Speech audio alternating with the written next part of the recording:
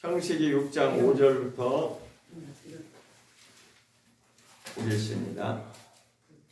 22절까지 창세기 6장 5절부터 22절까지 같이 합독하십니다. 시작. 여호와께서 사람의 죄악이 세상의 관용함과 그 마음의 생각에 모든 계획이 항상 악할 뿐임을 보시고 땅 위에 사람 지으셨음을 한탄하사 마음에 근심하시고 가라사대 나의 창조한 사람을 내가 지면에서 쓸어버리되 사람으로부터 육축과 기는 것과 공중의 새까지 그리하리니 이는 내가 그것을 지었음을 한탄함이니라 하시니라. 그러나 노아는 여호와께 은혜를 입었더라. 노아의 사역은 이러하니라. 노아는 의인이요 당시의 완전한 자라. 그가 하나님과 동행하였으며 그가 세 아들을 낳았으니 셈과 함과 야벳이라. 때에 온 땅이 하나님 앞에 패기하여 강포가 땅에 충만한지라. 하나님이 보신즉 땅이 패기하였으니 이는 땅에서 모든 혈육 있는 자의 행위가 패기함이었더라. 하나님이 노아에게 이르시되 모든 혈육 있는 자의 강포가 땅에 가득함으로 그 끝날이 내 앞에 이르렀으니 내가 그들을 땅과 함께 멸하리라. 너는 잣나무로 너를 위하여 범주를 짓되 그 안에 간들을 막고 역청으로 그 안팎에 칠하라. 그 범주의 제도는 이러하니 장이 300규빗, 광이 50규빗, 고가 30규빗이며 거기 창을 내되 위에서부터 한 규빗에 내고 그 문은 옆으로 내고 상중하 3층으로 할지니라. 내가 홍수를 땅에 일으켜 무릇 생명의 기식이는 육체를 전하여서 멸절하리니 땅이 있는 데가 다 죽으리라. 그러나 너와 내가 내 언약을 세우리니 너는 내 아들들과 내 아내와 내 자부들과 함께 그 범주로 들어가고 혈육 있는 모든 생물을 너는 각기 암수 한 쌍씩 범주로 이끌어들여 너와 함께 생명을 부족케 하되 새가 그 종류대로 육축이 그 종류대로 땅에 있는 모든 것이 그 종류대로 각기 둘씩 내게로 나오리니 그 생명을 부족케 하라. 너는 먹을 모든 식물을 내게로 가져다가 저축하라. 이것이 너와 그들의 식물이 되리라. 노아가 그와 같이 하되 하나님이 자기에게 명하신 대로 다 준행하였더라. 아멘. 아멘.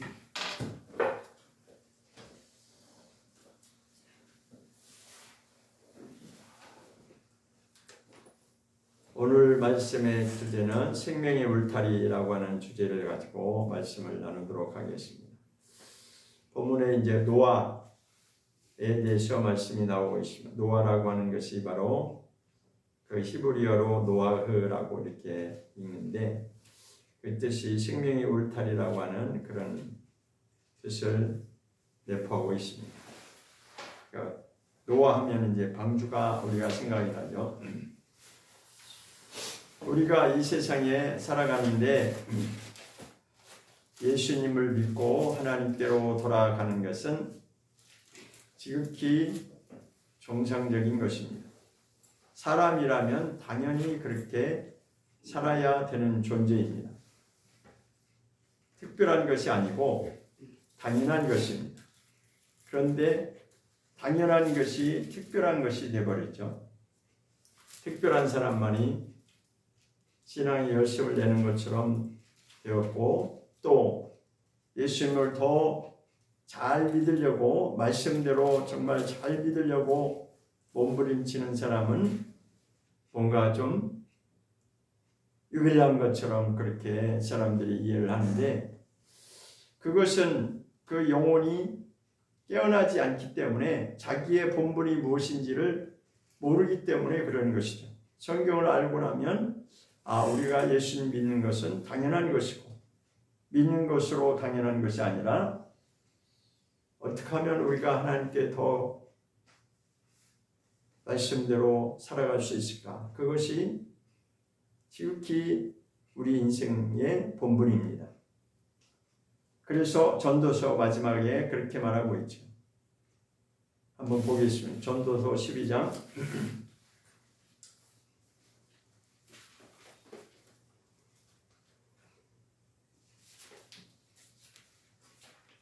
전도서 12장을 보겠습니다.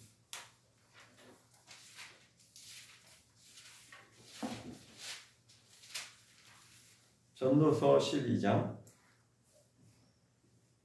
13절을 보겠습니다.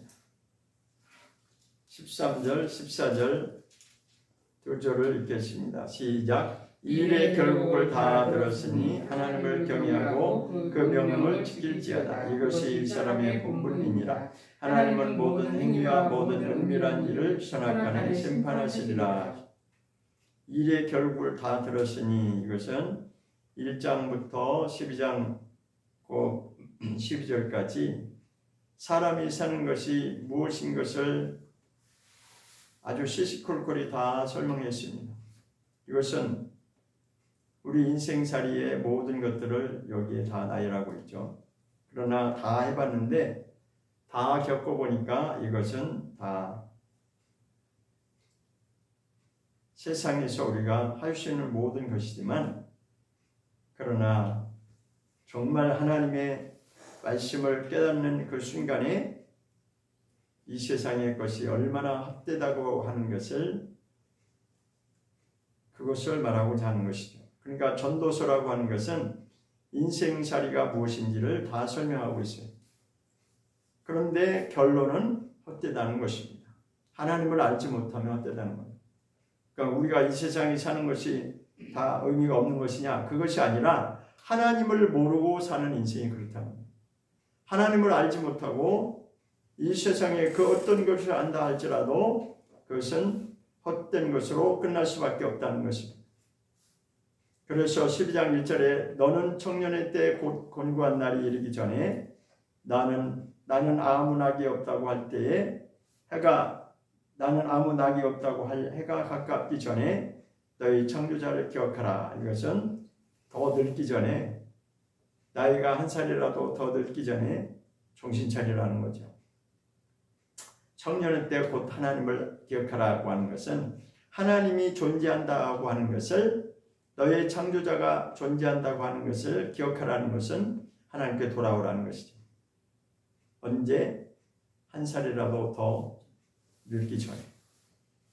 이것은 인생을 다 살아본 자가 지금 고백하고 있는 것인데, 우리는 이 세상의 모든 것을 내가 일일이 다 경험한 다음에 그때 그렇구나 하면은 때를 다 잃어버리는 거죠. 그러나 말씀을 일찍 깨달은 자는 인생이 무엇인지를 바로 깨닫고 평생을 그렇게 하나님께 돌아가려고 사는 것입니다. 그래서 12장 13절에 그렇게 말씀합니다. 하나님을 경외하고 그 명령을 지키는 것이 사람의 본분이다. 왜 이렇게 하나님이 말씀하셨냐? 아담이 실패를 했기 때문에 돌아가야 되는 것이 우리의 본분이에요.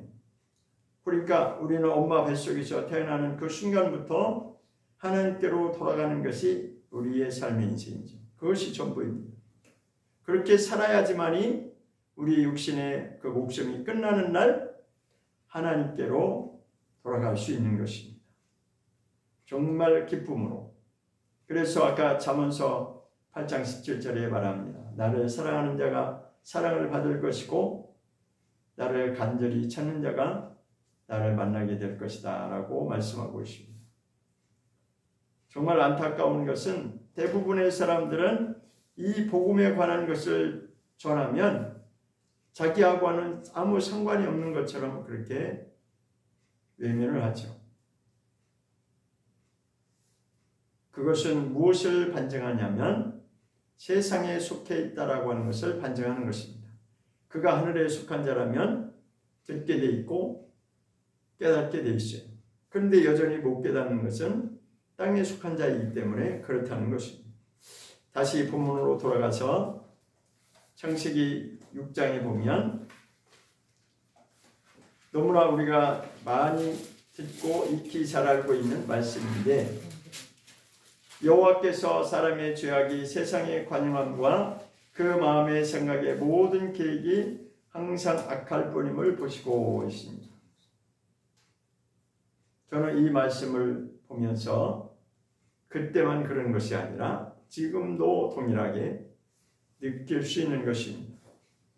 죄악이 얼마나 지금 세상에 가득 찬지, 가득 찰 뿐만 아니라 차고 넘쳐 흐를 정도로 지금 그렇게 죄악이 세상에 가득합니다. 모든 생각과 계획들이 항상 악할 뿐임을 보시고 하나님이 지으신 목적이 이게 아니었다는 것입니다. 하나님이 지으실 때는 선하게 지으셨는데 아담 한 사람이 실패하고 나니까 그 뒤에 나오는 모든 인생들이 다 그렇다는 것입니다. 그래서 하나님께서 이제 심판하기로 작정하시고 지면에서 하나님이 직접 지으신 그것도 하나님의 형상대로 지으셨지만 그 인생들을 다 심판하기로 작정하신 내용을 지금 말씀하고 있습니다. 7절을 보겠습니다. 6장 7절에 보면 가라사대 나의 창조한 사람을 내가 지면에서 쓸어버리되 사람으로부터 육축과 기는 것과 공중의 새까지 그리하리니 이는 내가 그것을 지었음을 한탄함이니라 하시니라. 그런데 8절에서는 그러나 노아는 여호와께 은혜를 입었더라 했습니다. 여기서 여호와께 은혜를 입었다라고 하는 것이 이게 아주 굉장히 엄청난 사건이죠. 다른 모든 사람들은 그렇지가 않았다는 것이에요. 자, 이 은혜라고 하는 이 수준을 오늘날 우리가 예수 믿는 은혜 정도로 생각하면 안 되죠. 그 당시에 모든 노아를 빼놓은 노아 가족 나머지 모든 사람들이 하나님의 은혜를 받지 못했다라고 하는 것은 무엇을 반증하냐면 은혜를 받을 만한 그런 자가 없었다는 거예요. 이게 얼마나 심각합니까? 그런데 이제 뒤에 나오지만 오늘 마태복음 말씀을 보면 더 심각한 말씀이 이제 신약에 기록되어 있어요. 왜냐하면 그것이 그때 이야기가 아니고 오늘날 우리의 이야기이기 때문에 더 심각하다는 것입니다. 여기서 노아 한 사람이 하나님께 은혜를 입었다라고 하는 것은 하나님의 관심이 노아 한 사람에게만 집중되어 있다는 것입니다. 자, 예를 들어서 이제 쉽게 이해를 하기 위해서 우리는 아들 셋을 다 군대 이제 보내면서 그 처음에 이제 가면은 그 뭐죠? 머리 깎고 이제 가는 데 있잖아요. 뭐라고 하나? 훈련소. 이제 훈련소로 가면 그 많은 장정들이 와서 다 그렇게 똑같은 모습으로 이제 왔는데 이제 마지막 행사를 끝나고서는 뒤돌아서 집에 오려고 치면은 이제 작별 인사를 하잖아요. 그러니까 그 많은 사람 중에서 아들에게만 꽂히지 다른 사람은 안 보이죠. 안 보여서 안 보이는 게 아니라 많이 있지만 관심이 자기 아들한테만 있는 거예요. 마찬가지로 그 아들도 똑같죠. 서로가 지금 이제 그와 그것을 비유로 한다면 그때 당시에 그 많은 인생들이 있었는데 하나님의 관심은 노아 한 사람에게만 꽂혀 있어요.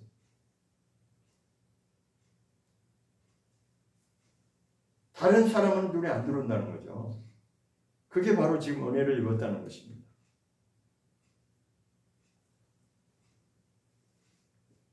노아가 그렇게 은혜를 입을 수 있었던 이유는 노아도 역시 마찬가지로 하나님께만 집중되어 있기 때문에 그런 은혜를 받을 수 있는 거예요.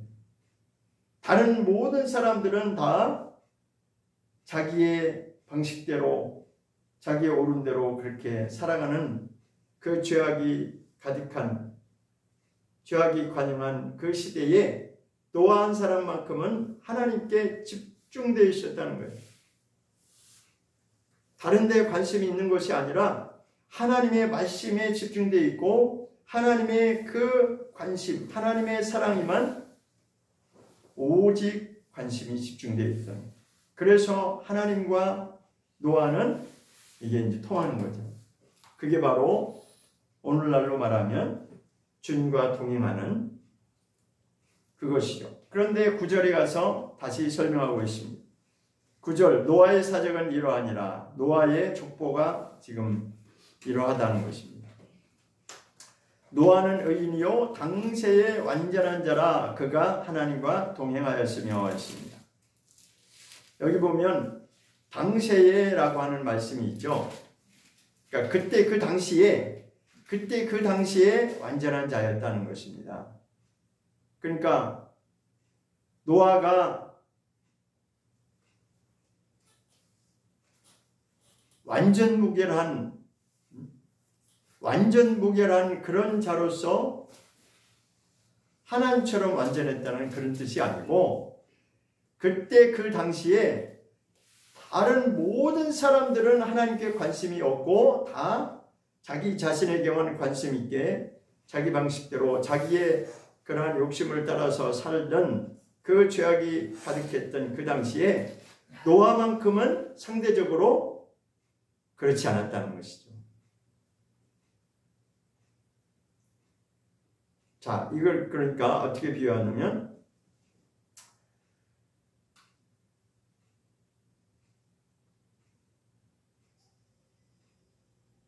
닭이 많이 있는데 거기에 이제 군계일학이라는 말이 있죠. 그죠? 군계일학이라는 거예요. 학이 한 마리가 거기에 딱 끼어 있으면 독특하게 그 사람 그 학만 눈이 띄잖아요. 그죠? 다른 닭들은 다 이제 평범한데 학이 거기에 한 마리 딱 섞여 있으면 딱 눈이 띄게 이게 구별이 되잖아요. 그런 식으로 노아가 그 당시에 그랬다는 것입니다. 그것이 바로 이제 당시에 완전한 자라고 그렇게 설명을 할 수 있고, 그리고 그래서 노아는 하나님과 동행하는 삶을 살았다는 것입니다. 그러니까 완전한 것이 무엇이 완전한 것이냐? 하나님과 동행하는 삶을 살았기 때문에 그가 그렇게 독특하게 구별된 자가 됐다는 것이고 은혜를 입은 자가 되었다는 것입니다. 자, 노아의 방주 이야기는 구원과 심판에 대해서 정확하게 지금 우리에게 알려주고 있는 것입니다. 그런데 이것이 그때 그 당시의 이야기로 끝나는 것이 아니라 마태복음 예수님이 말씀하신 것처럼 오늘날 마지막 시대에도 동일하게 적용된다고 하는 것입니다. 그런데 그때 노아 때의 그 심판과 이 마지막 때의 심판의 다른 점은, 그때는 물로 심판이고 이 마지막 때는 불로 심판, 그것이 다른 것입니다. 다른 것은 그것이고 반드시 구원과 심판은 동일하게 이루어진다고 하는 것입니다. 사실은 노아 때 그 한 번의 심판이 있었음에도 불구하고 그 뒤에 셈과 함과 야벳을 통해서 다시 인류가 시작됐지만 여전히 인간에게는 이 죄악의 모습들이 변하지 않고 있습니다. 자, 그 다음에 이제 그 밑에 쭉 설명이 나오죠. 13절부터 한번 보면, 하나님이 노아에게 이르시되 모든 혈육 있는 자의 강포가 땅에 가득함으로 그 끝날이 내 앞에 이르렀으니 내가 그들을 땅과 함께 멸하리라 하십니다. 자, 이 말씀을 그대로 오늘날에 적용하면 우리에게도 이제 끝날이 곧 현실로 다가올 것을 우리가 깨달아야 되는 것입니다. 끝날이라고 하는 것은 하나님의 정해진 시간이 있다는 것입니다. 이것은 사도행전에서 분명히 말씀하고 있습니다. 자, 사도행전 17장으로 한번 가보겠습니다. 사도행전 17장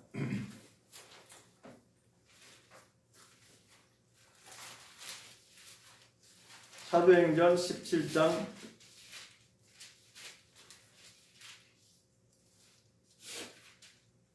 30절을 보겠습니다.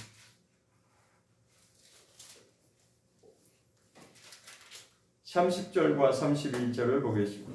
사도행전 17장 30절과 31절 시작. 알지 못하던 시대에는 하나님이 허물지 아니하셨거니와 이제는 어디든지 사람을 다 명하사 회개하라 하셨으니 이는 정하신 사람으로 하여금 천하를 공의로 심판할 날을 작정하시고 이에 저를 죽은 자 가운데서 다시 살리신 것으로 모든 사람에게 믿을 만한 증거를 주셨음이니라 하니라. 30절에서는 회개하라고 하는 것이 핵심입니다. 사람을 다 명하사 회개하라 하셨으니 돌이키라는 거죠. 우리가 사는 방식대로 살아가면 그것은 죄악 가운데 하나님과 상관없이 살아가는 것이고, 그 이유는 분명한데 31절에 이는 정하신 사람으로 하여금 천하를 공의로 심판하는 날을 작정하셨다라고 했습니다. 천하를 공의로 심판할 날, 그것이 이제는 우리에게 곧 다가올 그 마지막 때를 말하고 있는 것입니다. 공의라고 하는 것은 아브라함을 부를 때부터 이미 하나님의 뜻을 밝혔어요. 아브라함을 왜 부르셨냐? 하나님의 공의를 실천하게 하기 위해서 부르셨다라고 지난번에도 말씀을 드렸죠. 심판할 날을 이미 하나님이 정해놓고 계시다라는 것입니다. 우리에게는 이것을 피할 아무런 권한도 없고 능력도 없고, 그날이 곧 다가오면 그 심판 앞에 우리는 무방비 상태로 그렇게 맞이할 것입니다. 그러면 이 심판을 받지 않는 것은 구원을 받는 거죠. 그래서 우리 인생은 출발부터 내가 구원으로 나갈 것인지 아니면 심판으로 다가올 것인지 둘 중에 하나입니다. 다시 창세기로 다시 돌아갑니다. 7장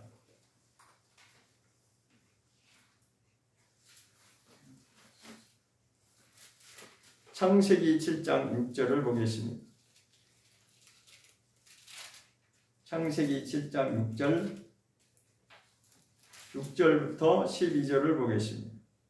창세기 7장 6절부터 12절 시작. 홍수가 땅에 있을 때 노아가 600세라. 노아가 아들들과 아내와 자부들과 함께 홍수를 피하여 방주에 들어갔고, 정결한 짐승과 부정한 짐승과 새와 땅에 기는 모든 것이 하나님이 노아에게 명하신 대로 암수 둘씩 노아에게 나와 방주로 들어갔더니 7일 후에 홍수가 땅에 덮이니 노아 600세 되던 날 2월 곧 그달 17일이라. 그날에 큰 기품의 샘들이 터지며 하늘의 정들이 열려 40주야를 비가 땅에 쏟아졌더라. 자, 여기 보면 홍수가 땅에 있을 때 노아가 600세였다라고 이제 말씀하고 있는데, 자, 노아가 600세라고 하는 것은 노아의 이전 세대가 있었고 그 다음에 노아의 아들들이 있었어요. 그런데 그 홍수 심판이 있던 그때를 연대로 계산해 보면 얼마가 지났냐면, 아담으로부터 시작해서 계산하면 1600년하고도 50년이 넘어 지나갑니다. 자, 이것은 무엇을 말하냐면 하나님이 참고 인내하고 기다린 시간들이 1600년하고 거의 2000년 가까이 흘러갔다는 것입니다. 그때에도, 자, 그런데 오늘날 이제 우리가 예수님이 오시고 나서 지금 얼마가 지금 지나갔냐면, 예수님이 이 땅에 오셔서 십자가를 지시고 우리의 죄를 대속하는 그 사건이 있었죠. 그리고 나서 지금 연대를 계산하면 2000년이 넘어가서 2025년이 지금 우리의 현재 시간입니다. 자, 그렇다면 오늘날에도 거의 이제는 하나님이 참는 기다리는 시간이 많이 흘러갔습니다. 성경의 원리대로, 하나님의 섭리대로 보면 이제는 정말 점점 더 하나님의 때가 우리 앞에 가까이 오고 있다라고 하는 것을 성경을 통해서 우리가 깨달아야 됩니다.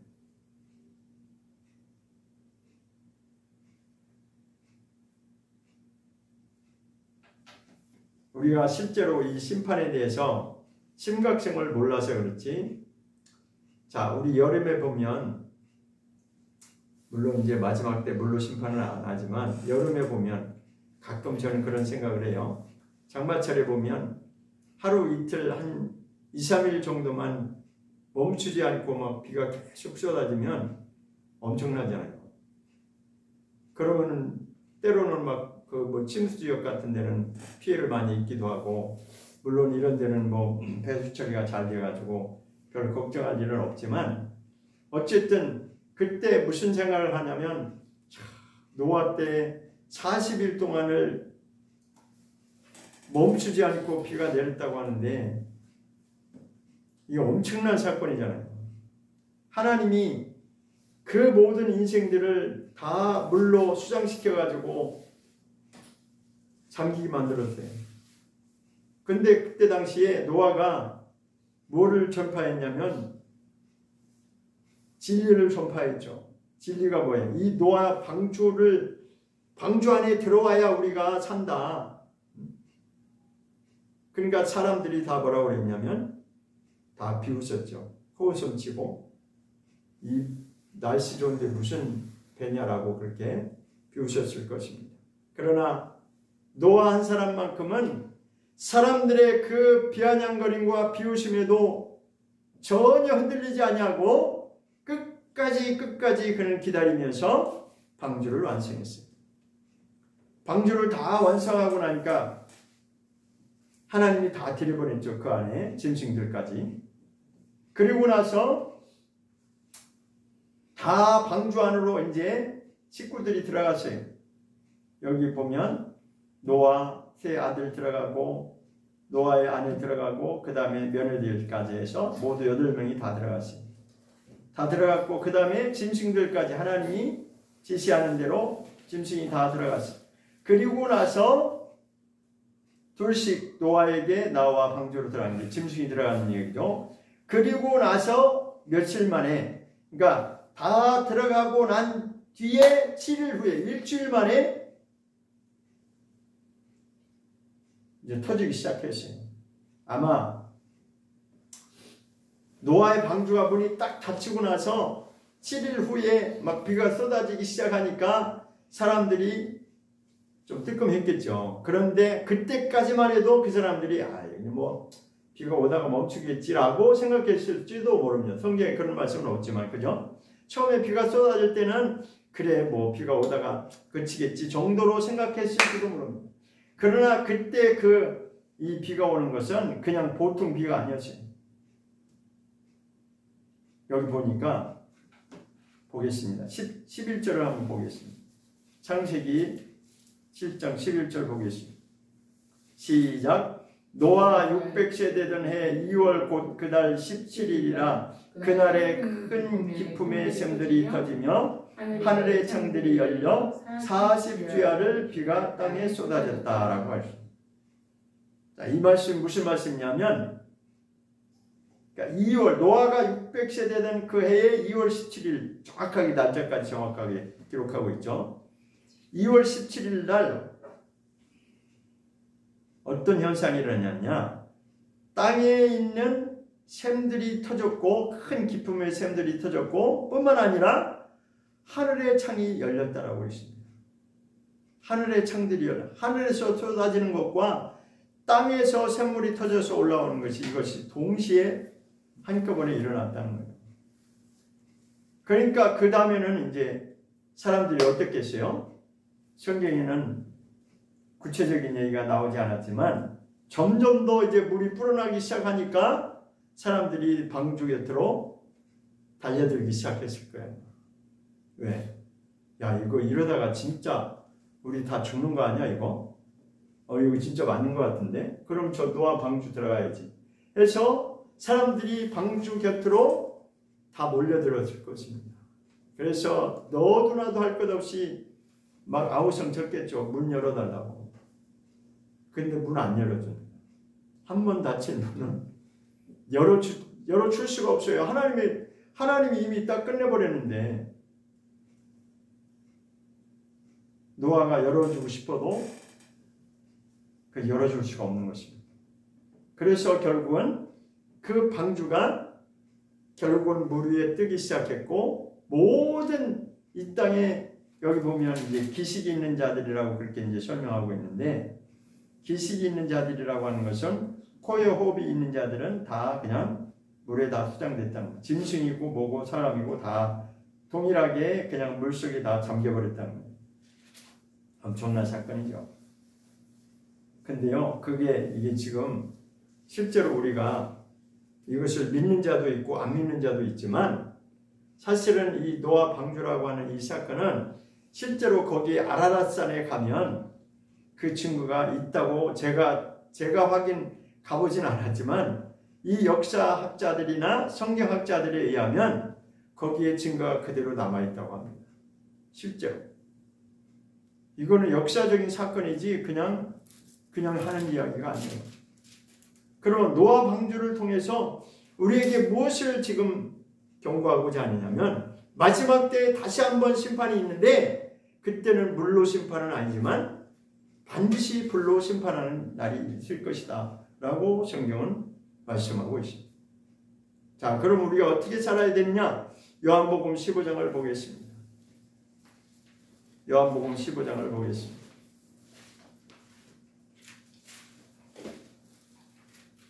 요한복음 15장 9절을 보겠습니다. 요한복음 15장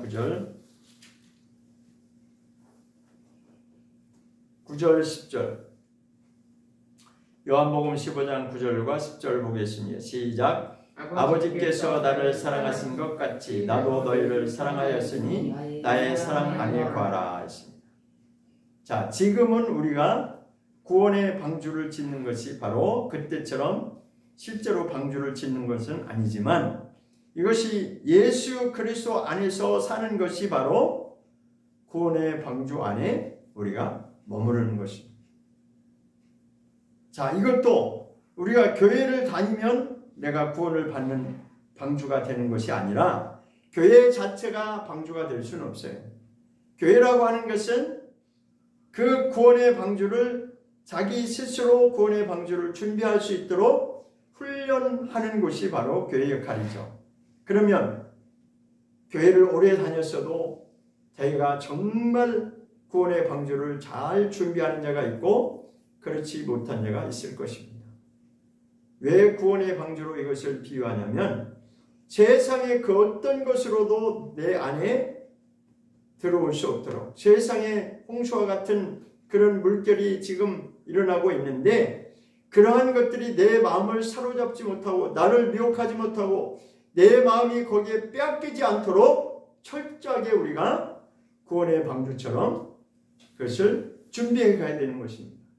망치질해서 나무 판때기로 뚝딱뚝딱 하는 그것이 아니라 나의 심령 안에 세상에 죄악된 것들이 내 안에 침투해 들어오지 못하도록 철저하게 구원의 방주를 잘 지어야 되는 것입니다. 그것은 무엇이냐면 하나님의 가르쳐 주신 그 계명 안에서 우리가 살아가는 것이죠. 여기 예수님이 그랬어요. 내가 아버지께서 나를 사랑하신 것 같이 나도 너희를 사랑하였으니 나의 사랑 안에 거하라. 그 다음에 10절에 보면 내가 아버지의 계명을 지켜서 그 사랑 안에 거하는 것 같이 너희도 내 계명을 지키면 내 사랑 안에 거하리라. 그러니까 오늘날 우리가 구원의 방주를 예비하는 것은 하나님의 말씀대로 우리가 준비하는 것이죠. 근데 예수님 뭐라고 그랬어요? 이것은 하나님의 계명을 지켜야만이 그 사랑 안에 거하는 것이다 라고 말씀하고 있습니다. 내가 그렇게 한 것처럼 너희도 똑같이 본받으라는 거죠.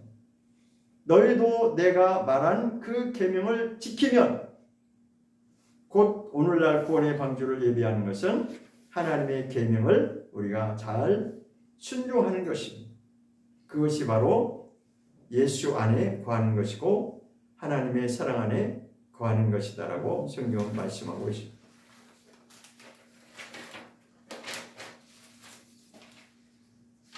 자, 다시 창세기 7장으로 다시 돌아갑니다.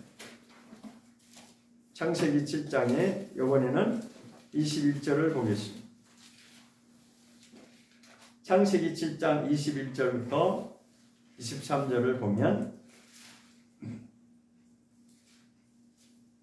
21절부터 23절 같이 읽어보겠습니다. 시작.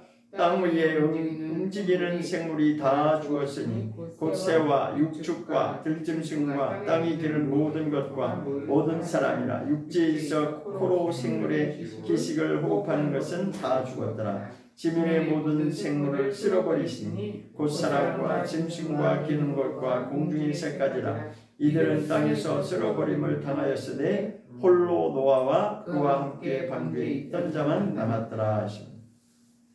누구만 남았어요? 노아 방주 안에 들어간 자만 남고 나머지는 코로 숨쉬는 생물이라고 하는 생물은 짐승이든지 공중에 나는 새든지 땅에 기는 그 어떤 것도 예외 없이 다 물속에 휴장되었다는 것입니다. 이것이 바로 노아의 심판, 아니 홍수 사건의 심판입니다. 노아만 살아남고 그 가족은 더불어 살아남고 나머지는 다 심판에 들어갔다는 것입니다.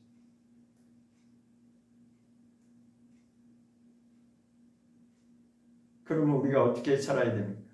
오늘날 우리가 어떻게 살아야 되는지 마태복음은 우리에게 알려주고 있습니다. 마태복음 24장을 보겠습니다. 마태복음 24장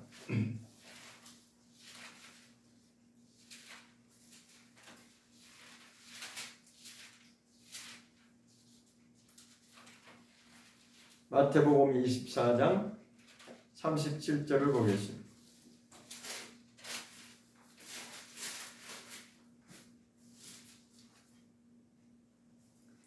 마태복음 24장 37절 시작. 노아의 때와 같이 인자의 마음도 그러하리라. 홍수전에 노아가 방주에 들어가던 날까지 사람들이 먹고 마시고 장가들고 시집가고 있으면서 이렇게 나와 있죠.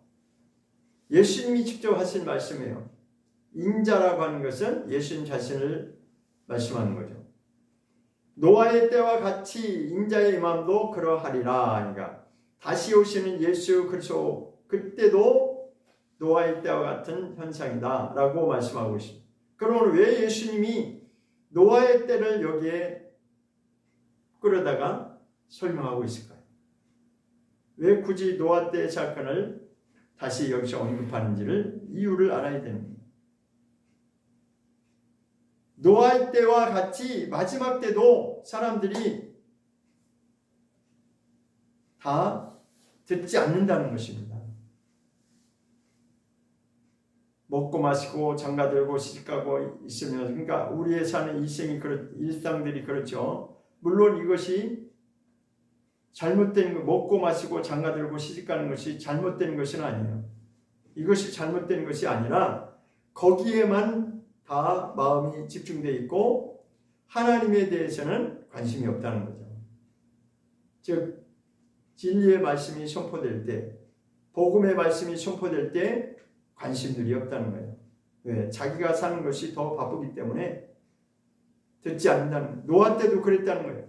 그때도 사람들이 동일하게 그렇게 살아가고 있을 때 노아 한 사람만큼 하나님께 집중하면서 하나님이 지시하는 그 명령의 말씀대로 때가 되면 언젠가 분명히 때가 올 것인데 그때가 오기 전에 방주를 준비해라. 대단한 인내력이죠. 그 오랜 시간 동안 그 방주를 지으면서 많은 사람들한테 비웃음을 받으면서 묵묵하게 침묵하고 거기에 전혀 요동치 아니하면서 방주를 지었어요. 자, 오늘날로 말하면 진리를 말하고 말씀을 전하고 복음을 전가할 때 대부분의 사람들은 무시합니다. 심판에 대해서, 마지막 날에 대해서, 종말에 대해서 말하면 이상한 사람으로 잘못됐다고 비웃긴 하죠. 그러나 성경은 분명히 말씀하고 있습니다. 이 노아의 홍수 사건은 구원과 심판에 대한 모형으로 한번 보여준 것입니다. 실제로 일어난 사건임과 동시에 다시 한번 마지막 때에 종말의 심판이 있을 것을 지금 보여주고자 하는 것입니다. 그래서 예수님이 여기서 다시 한번 노아 이야기를 하는 것입니다. 그때 심판이 있었던 것처럼, 그때도 구원과 심판이 이루어진 것처럼 구원받는 자는 노아 식구 8명밖에 없었고 나머지는 다 물속에 수장되는 심판이 있었다라고 하는 그것을 다시 한번 종말의 때도 그런 일이 벌어진다라고 하는 것을 말씀하고자 하는 것입니다. 다른 점이 있다면 그때는 물로 수장시킨 것이고 다시는 하나님이 물로 심판하는 일은 안 하겠다고 했기 때문에, 그러나 그렇다고 해서 심판이 없다는 것이 아니고 마지막 때의 심판은 불로 심판한다라고 성경은 말하고 있습니다. 39절, 24장 39절에 보면 홍수가 나서 저희를 다 멸하기까지 깨닫지 못하였으니 인자의 마음도 이와 같아. 왜 자꾸 노아 때하고 마지막 때하고 지금 계속 설명하죠? 그때나 지금이나 똑같다는 것입니다. 사람들이 말 안 듣는다는 거예요. 깨닫지 못한다는 것입니다. 종말이 분명히 있는데, 심판의 때가 분명히 정해져 있는데, 사도행전 17장 31절에 분명히 말씀했잖아요. 공의의 심판할 날을 작정하셨다라고. 그런데 거기서 그 증거가 무엇이냐면 예수님이 십자가를 통해서 인류의 죄를 담당하시고 그 다음에 부활하신 사건을 통해서 하나님이 말씀하시는 것이 다 참이라고 하는 것을 그 증거로 보여줬다는 것입니다. 그러니까 증거가 뭐예요? 예수님의 죽으심과 예수님의 부활이 바로 증거가 된다는 것입니다. 그렇기 때문에 우리의 인류는 반드시 하나님의 긍휼하심을 통해서 구원을 받아야 되는데, 그것은 오직 한 가지, 오직 한 길, 예수님의 죽으심과 예수님의 부활의 사건을 믿고 나오는 자들, 그래서 예수 안에 거하는 자들만이 그때 노아의 방주를 지은 것처럼 오늘날에는 그 방주를, 구원의 방주를 짓는 것이다라는 것입니다. 그러니까 우리는 지금 그때 노아가 방주를 부지런히 인내하면서 기다리면서 그때가 반드시 온다는 것을 믿고 하나님을 신실하게 믿으면서 방주를 준비한 것처럼 오늘날 우리는 우리 자신을 준비한 것입니다. 자, 이것이 그때는 실제로 육체의 몸을 구원받기 위한 방주였지만 지금은 우리 영혼을 구원받기 위한 구원의 방주를 짓는 것입니다.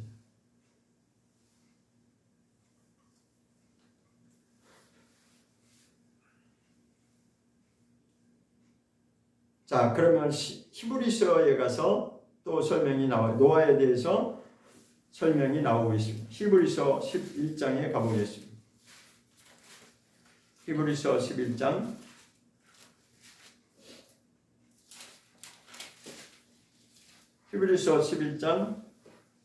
7절을 보겠습니다. 히브리서 11장 7절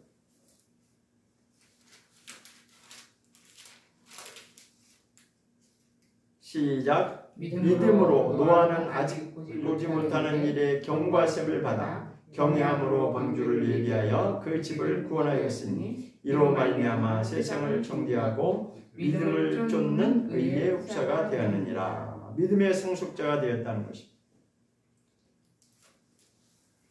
자, 믿음으로 노아는 아직 보지 못하는 일에 경고하심을 받아야 되십니다. 그러니까 눈으로 지금 현실적으로 눈에 보이는 것이 아무것도 없지만 하나님의 약속하신 그 말씀이 있기 때문에 그 말씀 그대로 믿고 하나님의 그 경고하심, 반드시 심판이 올 것이라고 하는 것을 그 경고하심을 받아들이고 하나님을 경외함으로 방주를 준비했다는 것입니다.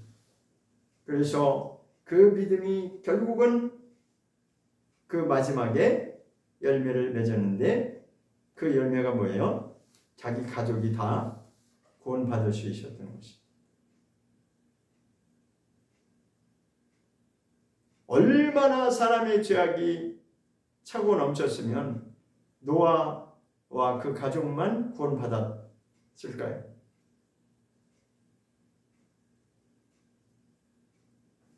숫자로 대비하면 이것은 지극히 아주 좁은 문이라고 할 수 있습니다.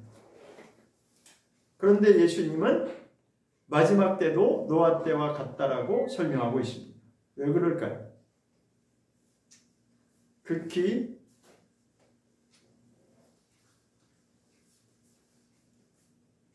출애굽 사건을 봐도 똑같은 현상이 일어납니다.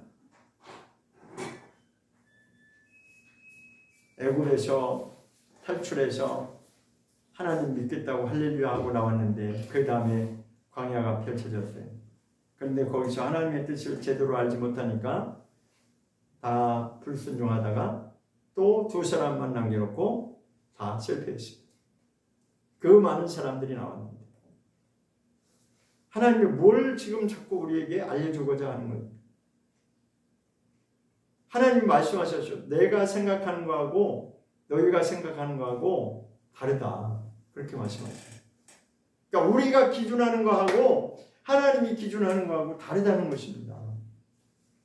그러면서 고린도전서 10장에서도 또 그 이야기를 하고 있어요. 출애굽 때 사건을 또 설명하고 있습니다. 그러면서 마지막 때 너희를 향한 경고로 거울과 같이 보여주고자 합니다라고 말씀하고 있습니다.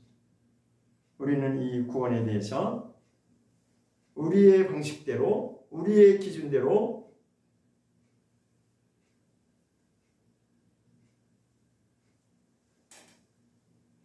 하면은 안 됩니다. 하나님이 원하시는 것이 무엇인지를 반드시 우리는 깨달아야 됩니다. 베드로전서 3장을 한번 가보겠습니다. 베드로전서 3장에서도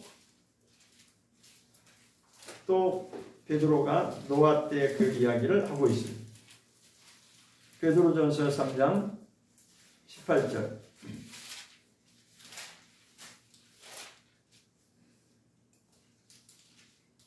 베드로전서 3장 18절부터 한번 보겠습니다.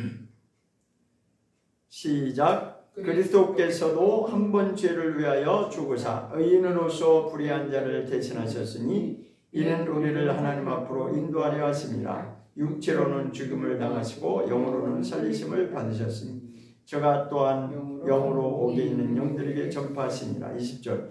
그들은 전에 노아의 날 방주 예배할 동안 하나님이 오래 참고 기다리실 때에 순종치 아니하던 자들이라. 방주에서 물로 말미암아 구원을 얻은 자가 몇 명뿐이니 겨우 8명이라. 마지막 결론에 겨우 8명입니다. 구원받은 자가 그때 노아 때 그 많은 그때도 사람들이 많이 살았어요. 몇 명 안 된 게 아니고 그때도 많은 사람들이 살았어요. 그런데 그 중에서 구원받은 자가 물로 말미암아 구원을 얻은 자가 8명이다. 8명밖에 안 된다는 거예요. 구원이 이렇게 좁다는 것입니다. 그러면 하나님이 기준하는 그 구원과 우리가 생각하는 그 기준이 차이가 있다는 거죠.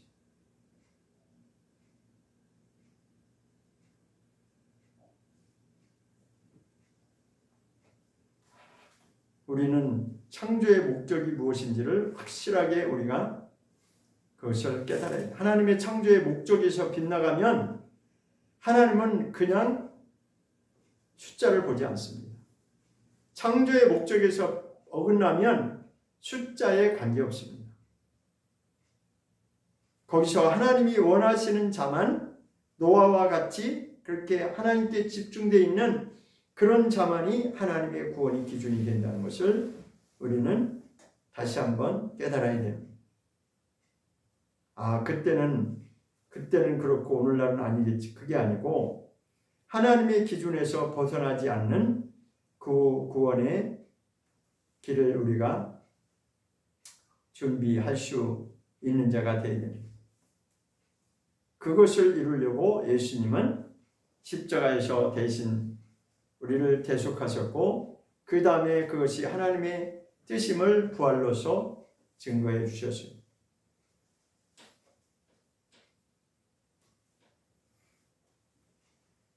자, 그 다음에 21절 내용을 한번 더 읽어보겠습니다.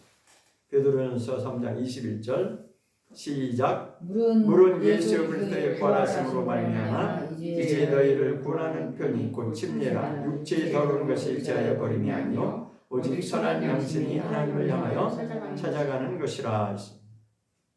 침례에 대해서 지금 말하고 있는데 물은 곧 침례를 말하는 것이다. 그 침례라고 하는 것은 육체에 관한 것이 아니라 선한 양심, 우리의 속사람이 하나님을 향해서 찾아가는 것이다.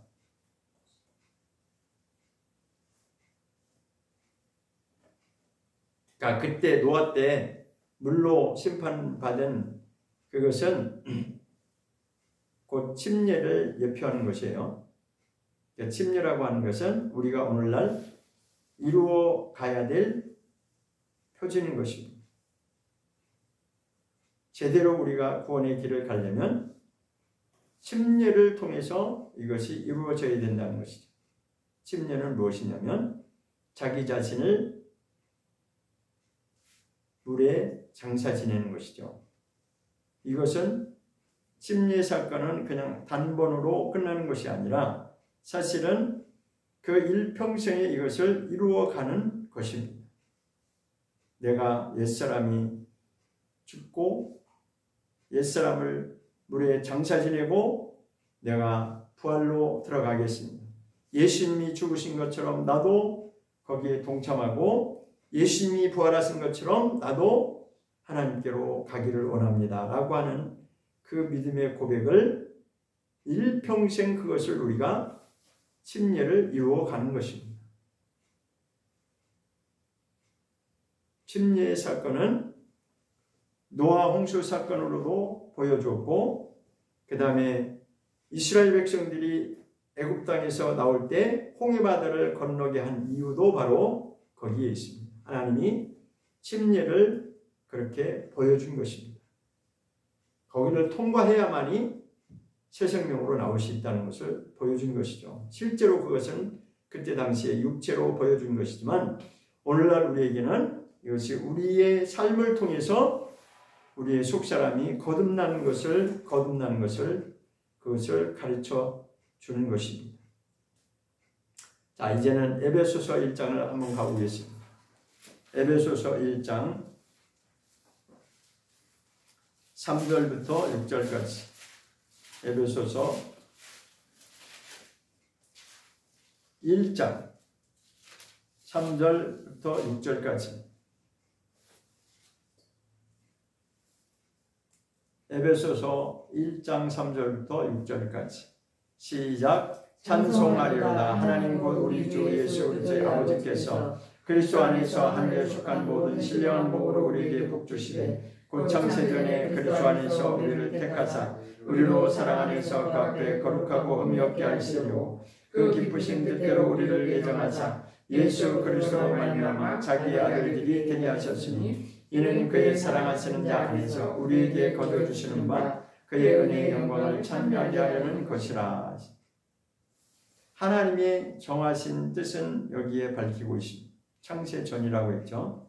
창세전에, 그러니까 우리가 이 세상에 존재하기도 전에 하나님이 정하신 것이 있는데 그것은 그리스도 안에서 우리를 택하심과 그리스도 안에서 우리를 택하신 목적은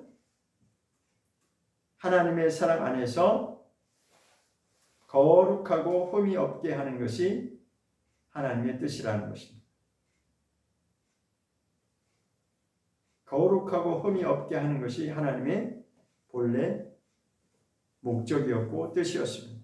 그런데 첫사람 아담이 실패했고 그 다음부터 우리 모든 인생은 죄악 가운데 이 세상에 태어나서 출발을 하게 됩니다. 그래서 우리는 이 세상에 태어나는 그 순간부터 우리의 존재가 어떤 존재인지를 깨닫고 다시 하나님께로 돌아가야 되는 것입니다. 시편에서 거룩한 존재라고 말하고 있죠. 근데 그 거룩이 단번에 완성되는 것이 아니라 일평생을 이루어가는 것입니다. 시편 116장을 보겠습니다. 시편 116장 보고 말씀을 마치도록 하겠습니다. 시편 116장.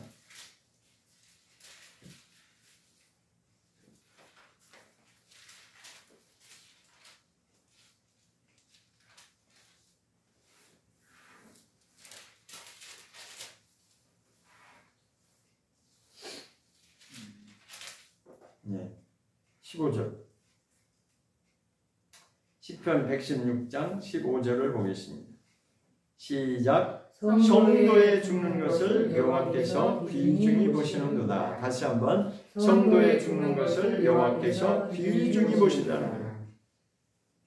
성도가 마지막 인생의 종말을 맞이하는 거예요. 그러니까 개인의 마지막 죽음을 말하는 거죠.